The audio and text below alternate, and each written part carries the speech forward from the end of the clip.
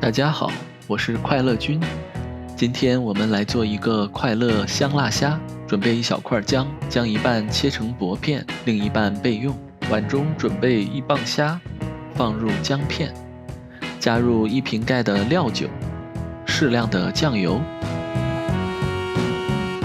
适量的盐，搅拌均匀。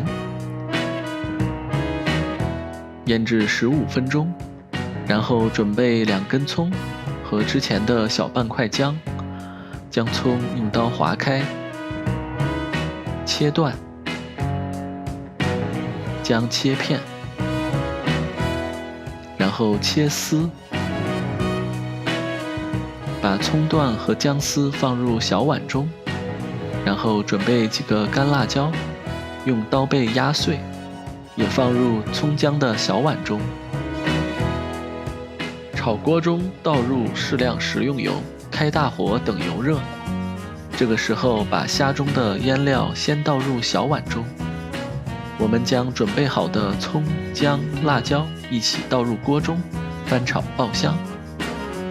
接着倒入虾，继续翻炒。加入1/3的腌料，翻炒2分钟。再加入1/3的腌料，翻炒2分钟，关火。